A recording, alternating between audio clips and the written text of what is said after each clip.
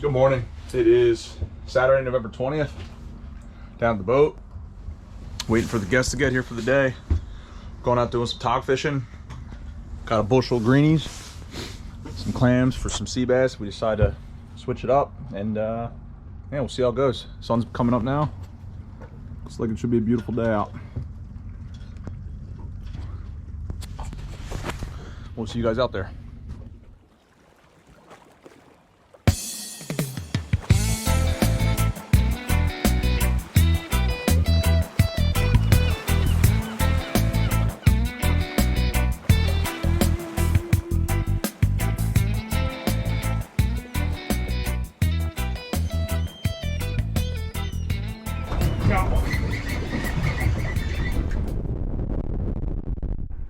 All right, hey, how's it going, everybody? Welcome back. So as I said, this was a late November tog fishing trip we did. So we're out here just a couple miles offshore, jumping around some of the local wrecks.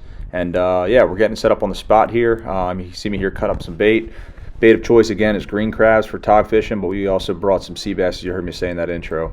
I apologize in advance in this video. The audio was real bad this day. It was pretty windy out, so a lot of it will just be me talking over the video. But yeah, overall it was a good day of fishing. Started off a little slow. We had some bycatch that we weren't too fond of, but typically when we get out to the spot, as you can see here, I typically will pull out the rods, get the clients all set up with their rigs, give them a little tutorial on how to catch the desired species if they're not familiar, and so that's what we're doing here. So just getting these guys set up before we drop the lines in. The trolling motor is already set in place. It's a little windy this day, so we're having a hard time initially staying over the pieces of structure, and you'll see what the consequences of that are. So here you can see me instructing this gentleman kind of the technique for tog fishing, as far as when you setting the hook there, bringing it up to your chest and reeling as fast as you can to get them out of that structure. So yeah, we got right to it, and you'll see as we started fishing here kind of what the first several fish we caught of the day were.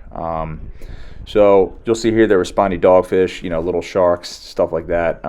And typically what I've found is that if you're getting a lot of those as bycatch when you're tog fishing, usually that means you're not holding over the structure of the wreck really well. You might be just outside of it. So there's a lot of those little sharks swimming around the outside of the wrecks, and not necessarily on the structure where the tog will be, so it doesn't really give the tog a chance to grab them because they're scooping it up before the tog even get a shot at it. So like I said, for the first probably 30 to 45 minutes, you'll see here all we were catching were these little sharks, and it was like every drop, and it was getting pretty frustrating. So we didn't give up on this spot right away. I had to reset the trolling motor a couple times. Honestly, I considered putting down the regular anchor just because, like I said, I was having a hard time holding the big boat with the winds this day. But we stuck it out. I reset us a few times, and eventually we just made the determination that this spot was just not going to produce tog like we were hoping it would. We did have a couple hook up, but these guys were first-time tog fishermen, and I think you can almost tell by the tip of the rod the way it's shaking what kind of, if you have a tog on there or not. And a couple of the times I believe they did have tog on there and they popped off. They didn't really get a good hook set. Usually these sharks they're making it all the way up. They're not letting go of your bait, but tog will come off sometimes if you don't get a good hook set on them. So I think we did have a couple tog at this site, but overall it just wasn't enough to make the spot worthwhile, so we decided to make a change here after about an hour. So that's what we're doing now. As you'll see us switching over spots and heading to the next one. So we're getting set up here again. Once you get over the wreck and you kind of find where it's at, you got to do some backtracking to really get the trolling motor on point where you want it. So that's kind of what we're doing here. You can see me talking to this gentleman Dave here, and I'm just kind of giving him the ropes of how you find the structure and how you hold over it once you find the piece you want to try and fish. So again, got to the spot, got set up, got these guys all baited up, and what do you know? As soon as we drop down, sure enough.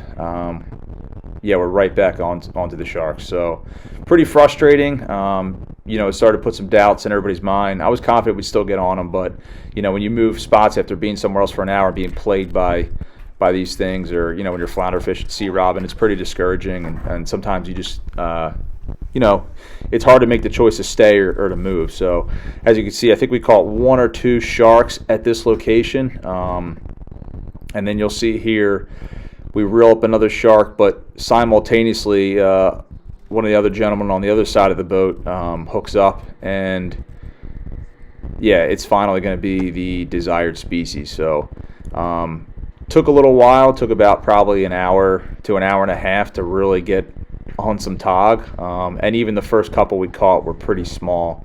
But you know, as long as you're hitting the desired species, that's the first goal, and then you know, you can always shoot for better quality fish from there. But really finding the fish, getting on them, and being able to hold over the structure so you keep catching them is the key. And now that we're on this spot and we're finally, you know, we're starting to lay into them, you'll see it's a pretty consistent tog bite from here on out.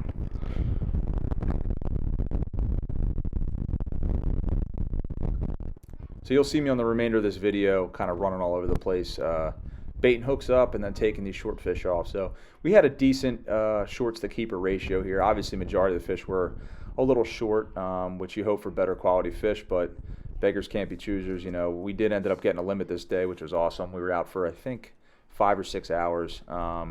Took a little bit of time. We had to weed through a lot of the short ones, and unfortunately I don't think I got all the big ones on tape, but yeah, you can see sometimes they're tough to get those hooks out of these tog lips. But yeah, we had a good amount of keepers, but overall it was, like I said, once we started getting them biting, it was pretty consistent as far as dropping down and hooking them up. But a lot of shorts in between each keeper we got.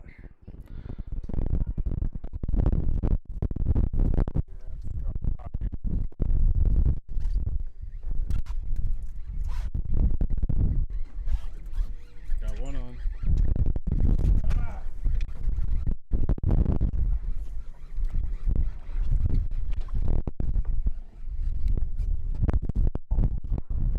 You'll see a lot of times the smaller tog have the really pretty, cool-looking coloration to them, that camouflage stripe pattern.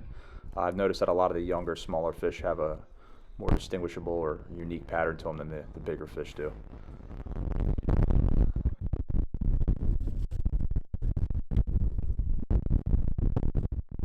Another thing I want you to notice in this video is that these guys are, you know, I think there was 5 of them this day. But they were spread all over the boat. There were some guys on the left side, some guys on the right side, some guys up at the front of the bow, some guys in the back fishing off the transom there. It really doesn't matter when you're tog fishing. A lot of people get superstitious. They want a certain part of the boat. But from my experience, as long as you're holding over the structure, you're going to build up that bite. And, you know, the boat's only so big that once you really get them chewing, you could drop your bait down on any side of that boat. It really doesn't make a difference. As long as you're not letting too much line out, and you know the current's not taking your line away from the wreck itself. If you're staying on top of that structure, you're going to catch fish wherever you drop down. Your position on the boat really doesn't make a difference, in my opinion.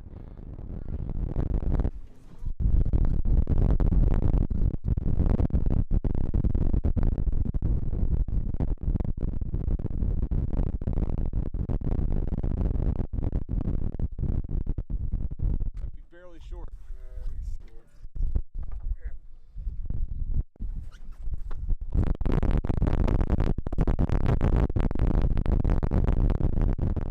Another thing, I know we're kind of jumping from catch to catch. You know, it seems like there's one's reeling up after another, and it is like that a lot of times with tog fishing. Once you get the bite built up, it's, you know, as soon as your line hits your rig hits the bottom, you're feeling them chew and you're setting the hook and, you know, reeling them in. But obviously with fishing there is downtime and requires patience between bites, because leading up to this, like I said, it took a good hour to an hour and a half to really find the fish and build up the bite and get them chewing.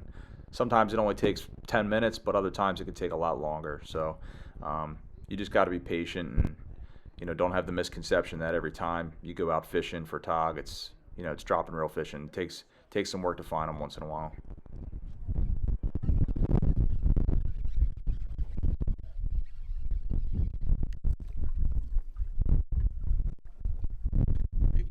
Reel.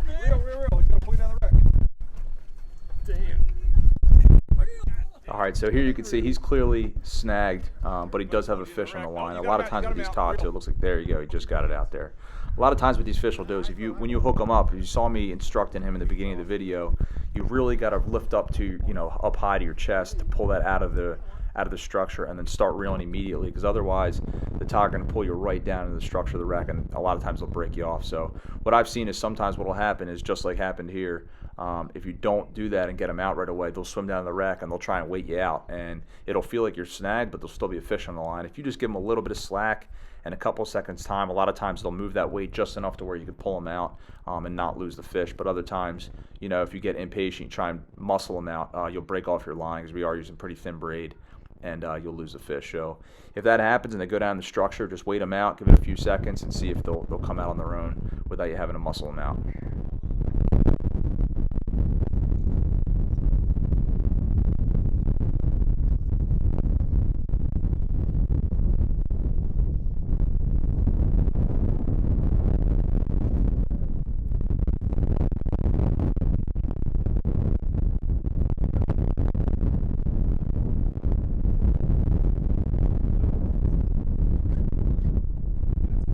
At my right. Oh, Togger. I think he's going to be shorty. Yeah, he's going to be like a 14. Good 13. Yeah, you bring up enough fish to the surface, especially when you're getting a lot of shorts. It's pretty easy to tell right away if they're going to be keeper size or not. Typically, as soon as they're lifted out of the water, I get a general idea if they're going to be too short to keep. And this one, I believe, was just under the limit. A couple inches. He was like 12 or 13, so a few more to go for him. Break off. Still ain't thinking? How you say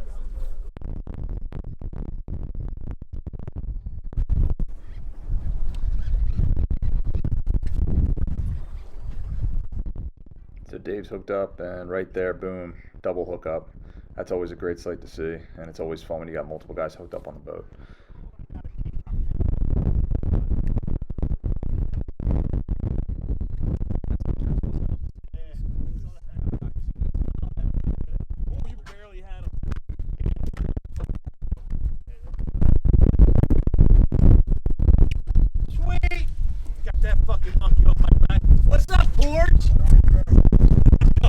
Yeah, so he was pretty juiced to get that keeper. I think it was his first one of the day, and you know, there's always some friendly competition amongst your buddies when you're out fishing.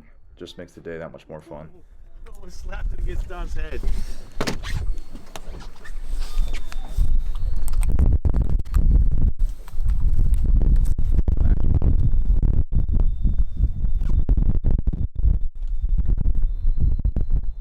You see me a few times on this trip struggle get the hooks out of their lips. If you've never taken a hook out of a tog's lips, I guarantee it's one of the most difficult fish to get the hook out of when you really get the hook set in there good.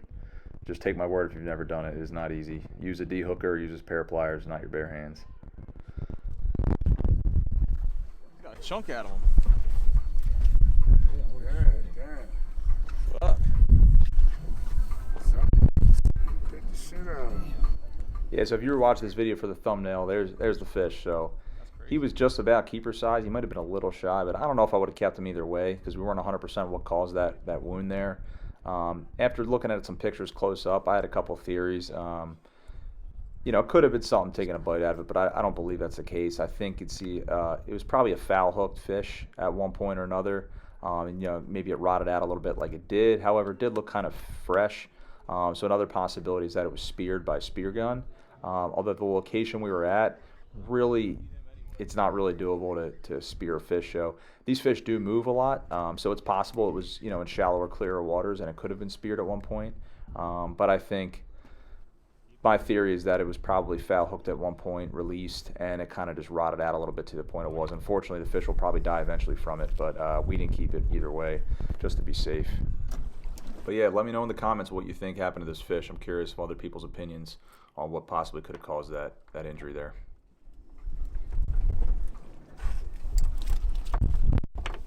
He's gonna be close. He might be 14.